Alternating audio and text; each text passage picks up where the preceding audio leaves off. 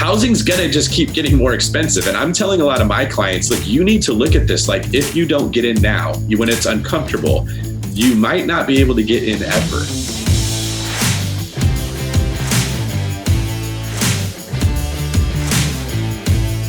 So the question is this: how do most agents find the secrets to succeed in today's competitive real estate market, especially when the top agents are keeping those secrets to themselves? That's the question, and this podcast will give you the answer. Hi, I'm Aaron Amuchastegui, and welcome to Real Estate Rockstars.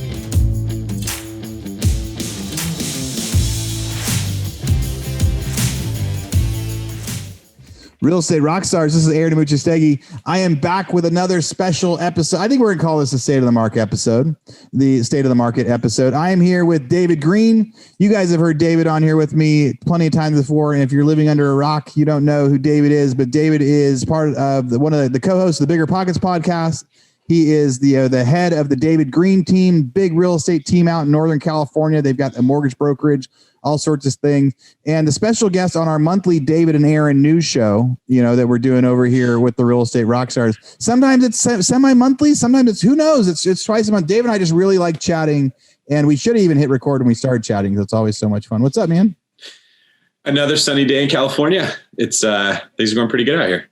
Another sunny day. So I live in Austin, Texas now, and a couple of days ago, it's like tornado weather. And then the next day it's 70 and sunny. And then that is one thing, that is different from my Northern California experience when I remember going to school at the Central Coast in California, and they're like, sorry, it's really boring here. It's just 70 degrees and sunny every day. It's not like that when you leave and you go other places. So you enjoy your 70 and sunny. At least it gets foggy sometimes for you. Were you there on the GoBundance trip when we went to the lake? It was one of the summer events, and the rainstorm hit us. Yeah, that was crazy. So we were out. So that was maybe 2 summers ago out here, maybe longer. Yeah, I was there with Yumi and Brandon. We actually got a good picture when we went to the place you could surf. It was like a man-made lake where they made surf. Yeah, I know you were there because you and I were the first 2 to go on the jetpack with the jet skis. And then we went up to the lake and we went in these things where, we got to they put jetpacks on your feet, where we went out on jet skis and you'd like fly over the water like 20 feet in the air. Mm-hmm. And we're riding jet skis. And by 1 o'clock, all of a sudden it was like crazy thunder, lightning. We're out on jet skis and almost racing to get back. Like, will we get back before we die in a thunderstorm out here? That's what I remember about it, is there was like a little sprinkle of rain and a cloud. And all of a sudden, people are sprinting past me with their lawn chairs and their bags. They're in this like dead sprint. And I'm like, what is going on? Is there like a mass murder out here that I didn't see? And it's because those locals know, it's about to completely drench us. And within maybe 5 to 6 minutes, it was as much rain as you can imagine rain. Like, you look like you got in the shower with your clothes on. Yeah. We were all trying to get back to the bus. And so that Austin weather is very unpredictable. It is unpredictable. And it was 90 degrees still. So it's 90 degrees. But yes, the people, the locals, I've learned from them that they can kind of sense when a storm is about to be crazy, and they know how bad it can get. So that's a great segue for us, because that's kind of what's happening with the real estate market right now, right? It went from relatively normal hot to complete thunderstorm. And now everybody's trying to figure out, is it going to stay like this or is it going to go back? And it's not an easy market to navigate right now. It is not an easy market to navigate at all. I would say over almost everywhere in the US over the last 12 months, prices have been going up. And people are trying to see, how do I get my offer accepted? And then there's been a lot of people like buying houses and holding them and selling them. There's people buying new construction when it gets released, knowing that by the time they close on it, they could flip it, never move into it and sell it for more. But then also some signs this month that it's like, all right, maybe it's starting to slow down again. I mean, those were the articles that I pulled up for us to talk about today, because there's just as many articles saying we're in a bubble and it's about to burst as there are saying we got tons of runway left. That's what's so hard for the people who are trying to figure this out. It is so hard. And I'm a guy, I live, breathe everything, real estate and values and what's happening in the market. And I've been pushing really, really hard this last few months. And even just the last few days, I'm like, man, should I wait a month and kind of watch it out or not? And it's tough to know from any of the stats because you're still feeling like you're at historic lows. It's just kind of like this feeling in the air. And you're like, but is it real? Is it induced? Are you seeing any slowdown in listings getting sold, offers getting made on properties out there? No, it's honestly the opposite. We are seeing it. It was hot. It's been scalding hot. It feels like right now it's getting to the point where it's almost too hot to even work, that there's so many buyers and such little inventory that I'd say maybe 20% of the people that are reaching out to me right now to buy a house, I'm turning them away. I have this analogy that like one of the worst things in life that ever happens to you is to be in a fight, a physical fight, when you don't want to be fighting. Just a terrible feeling. And so there's certain things in life where you really need to count the cost before you get into it. Like the Bible has an example where it talks about if you're going to build a house, make sure you have enough money to finish the house. Because if you get halfway through, you run out of money, you've got no money and no house. That's the worst thing you could do. Don't get in a cage fight unless you're really ready to be in a fight, because you're going to go in there competing with buyers that are willing to be in a cage fight, that need a house, that see what's happening with appreciation, that believe in the market. And if you have some skepticism there that you don't know if this is where you want to be and you're not committed, maybe you just shouldn't get in at all, because you're competing with people that don't have that. So what we've been seeing is for a person that has a certain criteria with what they want in a property, there just is no inventory for them. You're not in Northern California, in the Bay Area or Sacramento, there's not a house that you'll be able to get. So we're really having to be picky about which buyers we even take on. We did an audit of the team 2 days ago, and we saw we have 150 buyers that have signed buyer representation agreements that we are actively speaking with, looking for properties. And that's about 5 agents working with them. So we're averaging about 30 buyers per agent with their staff that helps them. And there's just too many. We can't field all of the questions people have about the market and all the concerns they have because it's moving so fast. Yeah, the figuring out to decide, like, do you think people are going to start getting fatigued too? Like, so I know agents are getting fatigued, like turning down a buyer. It's getting to the point where they're like, we can't win. Mm-hmm. I think buyers will get fatigued. And so they're just going to say, you know what, I'm going to sign another lease and I'll stay in this house for another year. Like, do you think they're still feeling this like need, or do you think after they write 20 offers, they just go, I'm tired of this? It's a good question. Like, it depends on the person. So here's the problem. Let's say you average 10 offers on every property. So you're assuming there's 10 buyers for every house. If half of them get fatigued and say, I don't want to do it, there's still 5 buyers for that same house. And so those people that got fatigued and said, well, I'm just not going to do it. And the question would be, is that going to change the market? Is the lack of buyers just going to mean the demand goes down and the price is stabilized? Well, no, because you still got 5 of them all chasing after one house. I think the deeper problem, and we'll dig into this with some of the articles you have here, is that since 2007, we haven't really built new houses. There's not inventory, but people that were at 1.16, 10 years later are turning 26 and they're ready to buy a house. Even if people stopped having babies right now, all the people that are still alive are getting to the age where they want to own a home, and we haven't built anything for these people. So we've got this crunch of lack of inventory, and then you throw into it stimulus, you throw into it low interest rates, you throw into it COVID concerns where people want their own space.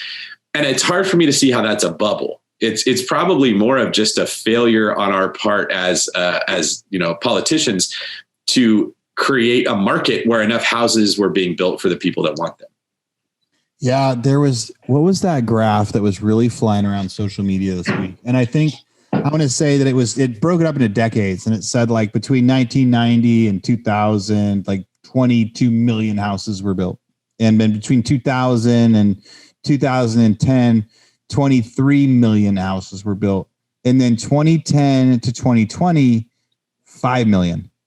It was going up. Now, part of that is in 2009, the foreclosure crisis of like 07 to 09 hurt builders more than it hurt anybody, right? Builders got just smashed. I was a home builder back then, and I just remember just so many new homes. And then for several years, 2011, 2012, 2013, no one was building houses because the market you were still buying foreclosures, or you were still buying stuff and fixing it up.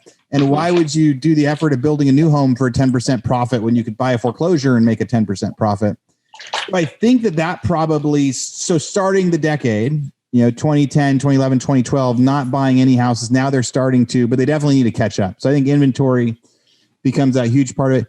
Even on rentals. So we looked at this today. So in Killeen, Texas, I have a lot of rentals there. and we looked at active rentals on the market on Zillow, and I think it was 54 houses on the market there, or 40. It was like 40 or 50 on the market in that town. 20 of them are mine. So half of them are ones that I own. But a year ago, there was 700 in a month, that were just active rentals at any given time. There was 700, and now there's 40 or 50 rentals on the market. And you go, that's an inventory thing too. But I'm going to share my screen and grab a couple of these that kind of go into, what we were just talking about as it jumps from one to another. So here's one that kind of represents what you were just saying. The Fed is watching housing carefully. This is from Business Insider. I've been getting a lot of stuff from Business Insider lately. They had me on a webinar, and I started looking deeper into the articles. They're doing pretty good. April 28th, this came out. The Fed is watching housing carefully and hopes builders catch up to the red hot market.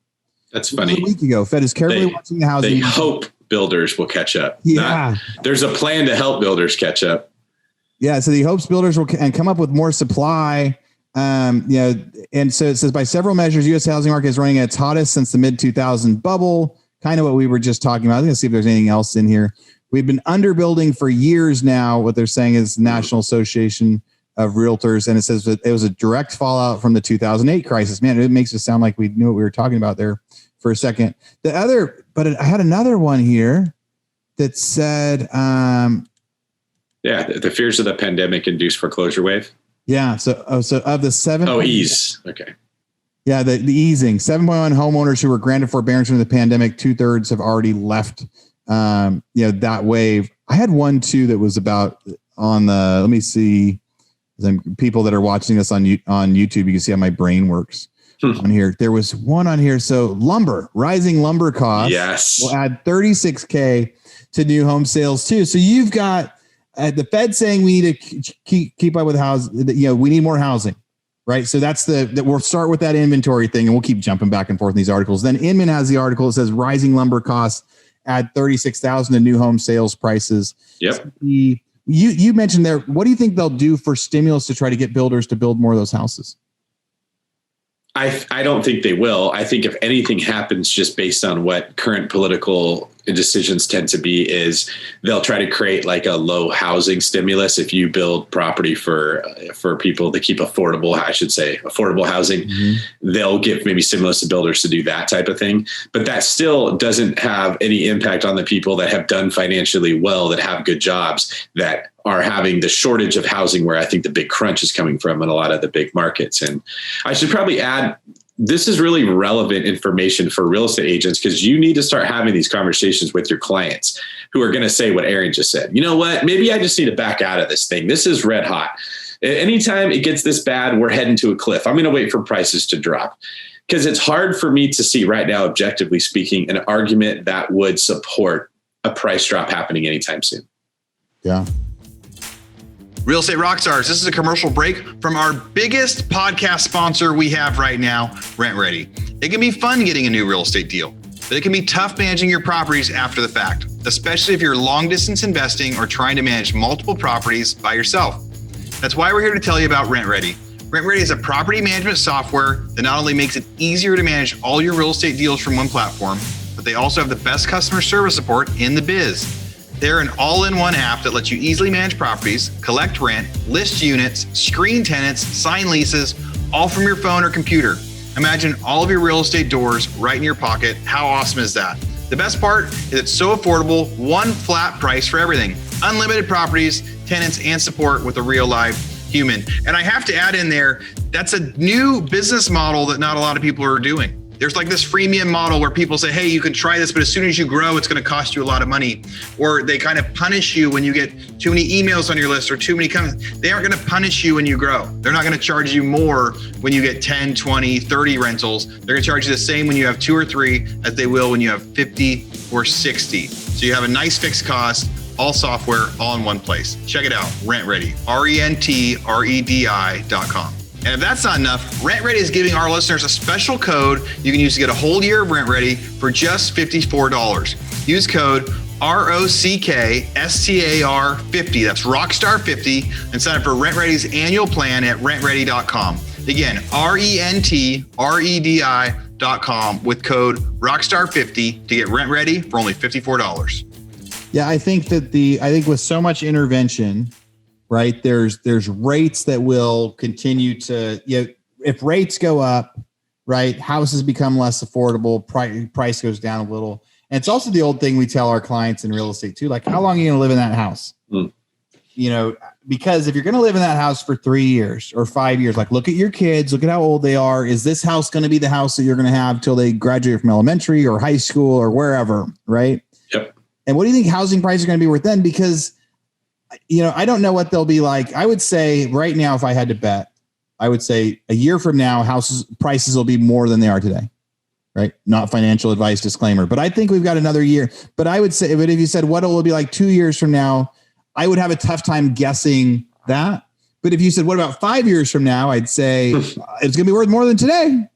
And what about 30 years from now? Right. And then 30 years from now is a slam dunk that there's no way houses will be worth. So that's kind of when I take myself out of this thing. I mean, did you hear the stat I heard the other day that 33% of all the money that's ever been printed by the US government was printed in the last 12 months? Yeah. I heard someone say that's mind-boggling, that since the country was created, a third of all of the money that we've ever put into circulation was in the last 12 months. If you look at what home prices have done in an appreciation standpoint over 30 years, and then you tack in how much money we're making, it should dwarf that over the next 30 years. And I think that's really the answer to a lot of people that want to buy, but they're worried that it might be the wrong time or it might be too hot. Man, if you look at this from a 30-year perspective, it's hard to see that it would be a bad idea to buy anywhere that wasn't a bad neighborhood or, an area we're going to get bad tenants or something like that. Do you remember when a Whopper used to cost $1 at Burger King? I remember the Taco Bell commercials that were $69, $79, $99. Yeah. Remember that? I just Googled how much is a Whopper. Okay. Right. And so I want to explain inflation on the simplest level to people. So let's see. So when I was in high school when a Whopper was 99 cents. So it's 23 years ago, you could buy a Whopper for 99 cents. Today, you know how much a Whopper is? No. $4.19. So I used to get a Whopper for $1, and now it costs $4 for a Whopper. Now, what does that really mean? That means if I would have bought a house 23 years ago, my payment would have been, $1,000 a month or whatever. Mm-hmm. Right. And then today it's paying it back with the same amount of money so if I was going to buy a house back then, I was going to pay them 1,000 Whoppers. Yep. But if I'm making my payment today, I only have to pay them 250 Whoppers. So my money goes further. It does not go as far today. So later, if you sign up for a mortgage today and you're paying $2,000 a month, 10 years from now, that 2,000 is going to be a much smaller percentage of your income. Yes. It's going to be less Whoppers than it costs today. You're going to have to sacrifice less to make that payment. And so that is it's really tough to say. It's tough to say, in 6 months will it be worth less? A year will it be worth less? It's really easy to do the 5, 10, 30 year game. Yeah. And I think that's a smarter way to look at it. What you said is how many Whoppers does a house cost? Because it's the actual value of $1 has shifted so much. I can't even rely on that to make financial decisions anymore. I was having a conversation with my team last week and I said, do you guys ever what do you do with your change? If you ever even use cash, is there any value to a nickel? Can a nickel do anything for me or a penny? At a certain point, we're just going to get rid of pennies. What's the point of having it? Right? I don't even think change is used for anything. There was a time when I was young where you could buy something with your change. It's a small thing, but you could. What can you use change for now? Dude, the quarter machines, you need 2 quarters in now. If you want to get a gumball, a quarter machine, now they have it set up where you drop 2 quarters in that to spin it. My kids love doing that. We were down at the beach this weekend. They're like, Dad, can you get us more quarters? So I gave them like $5 and they came back with like 4 things.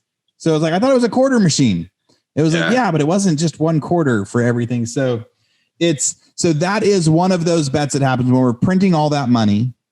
We see inflation. And so if you're trying to understand inflation, just know 20 years ago to buy a house, it would have cost you 1,000 Whoppers a month. Mm-hmm. And today you'd only be giving them 250 Whoppers. So it's going to be easier to make that payment as time goes on. because money, it costs more money to buy the same things. And then when we're talking about, government intervention, it says this the next article from Inman, April 28th, says the Fed maintains commitment to not raising interest rates. The ongoing public health crisis continues to weigh in the economy, and the risks to economic outlook remain. And so it gets to talk about that. Now, as we go into a couple other things, so then we've got like bubble trouble. Just 4 stats that'll give you hope and 4 that won't. So before that, I was going to ask you, they've talked about doing a new home buyer stimulus again. I remember when they did it back in 2009 or 2010, somewhere in there. Yeah. Where if you bought a new house, they'd be like, hey, it's like $7,500. I think I got back when I did it. Yeah, $7,500. You buy the house, and when you file your taxes, you get $7,500 back. And then they made it to where when you buy a house, we'll actually give you the check for $7,500 next week. We'll pay you your tax credit early. And that brought more buyers to the table. What impact, if any, do you think that would have to the housing market right now? Do we need more buyers coming into the housing market right now? Yeah. I mean, it shows the government is trying to do something to put money in people's pockets. They're just very out of touch with the best way to do that. Because I think we don't need more buyers. Most people want to buy a house. What we need is more houses for people to buy. Yeah, I think you were spot on. And I had Darren Bloomquist, the vice president of auction.com on here. And that was the exact thing that he said. Are you just seeing my one window again when I went back to share my screen? Or do you see the Whopper? No, I see your window. Right, cool. Yeah. So that was the same thing he said too. So it's so out of touch. Before when we did it, we needed more buyers because the market was still falling and people were scared to buy a home. You need to incentivize them and say, hey, buy a home now, even though prices are going down, because we're going to give you a tax credit, but we don't need to help more. All that'll do is raise.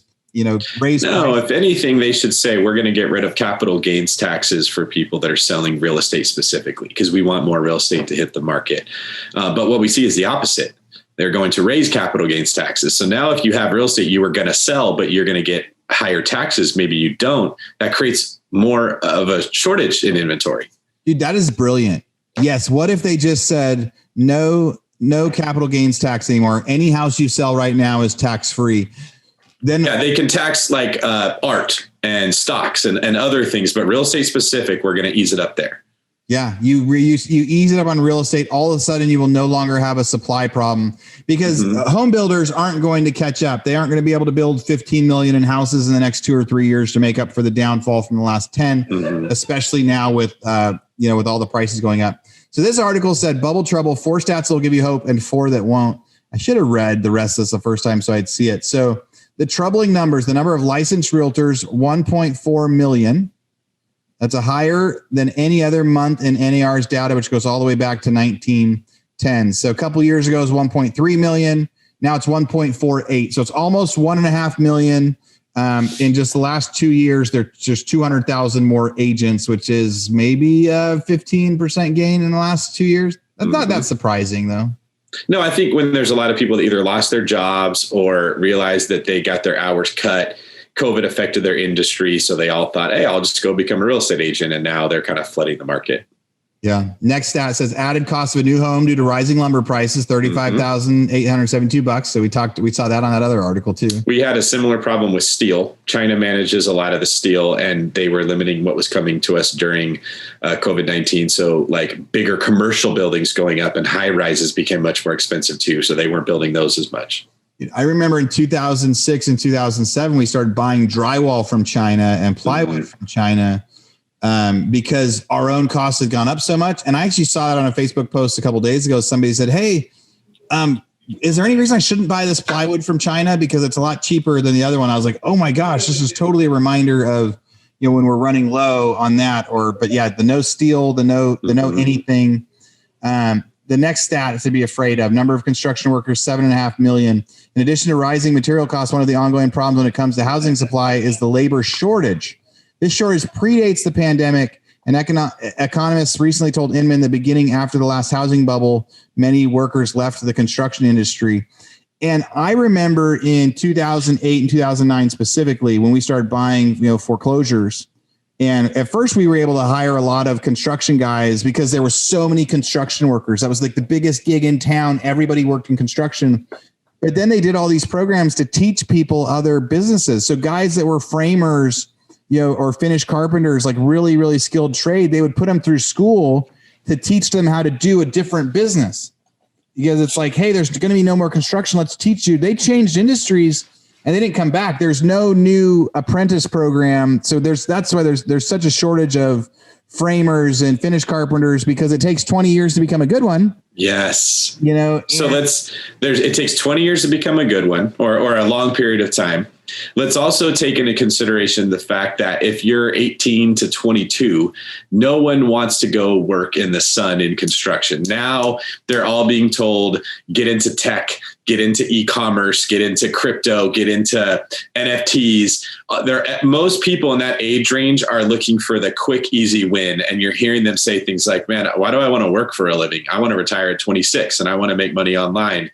And that's obviously a stereotype, but I think we can agree that there's way more of the labor pool that's skewing that direction. All right. So it takes you've got these people that over the next 5 years less of them are getting into construction. And then it takes a long time once you're in there to even get good at it. I'm looking like through this forecast of that means that people who work on housing are going to become more and more and more in short supply. There's going to be less of them, which means that skill is going to be that much more valuable. And that should affect real estate prices. Now, if they develop a way to 3D print a house, I see maybe that could have some impact on this market. Mm-hmm. But even then, where are you going to build those houses? It's not in most big cities. They're built out. There's not a whole lot of vacant lots. They can just throw up 3D printed houses. So my guess is real estate prices for the future are just not going to go down. They're going to go up even faster. And so I love talking about this because there's this big debate of, well, is there a crash coming or is it can't be sustainable? And I'd say, no, this can be sustainable. If we keep printing money and we keep interest rates low, and other industries like healthcare, that's not going away. We need healthcare workers more than ever with what's happening with this pandemic. And the tech world, they just keep on doing better and better and better. Housing's going to just keep getting more expensive. And I'm telling a lot of my clients, look, you need to look at this. Like if you don't get in now, when it's uncomfortable, you might not be able to get in ever. There is a sector, I think, of blue collar workers, teachers, in most areas like first responders, the employees that work at like AutoZone or something that could typically get a starter house that are looking at a future where you cannot buy a house at the income level that they're making. That's what scares me about like what we're doing right now. I was hoping I could type in like Tokyo, Japan and see what housing prices were there, but I don't know that doesn't come up on Zillow, David, if you type in Tokyo, Japan. Because I think about some of those places where there's these big cities in other countries that have dealt with hyperinflation and all these different things before, where now housing prices are these crazy numbers where it's like a status symbol to own a house in that area, right? It used to be the American dream. You could go in there, you're the guy that lays the concrete for a construction company, you get a starter house, you throw some sweat equity into it, you hold it for 5 to 10 years, you move up, you buy in a nicer neighborhood. Real estate could build you wealth. It could get you from zero to $100,000 or something. I'm afraid of a future where unless you have the $100,000, you're not even getting into the game. You cannot buy into that poker game unless you're coming with a lot of money. Yeah.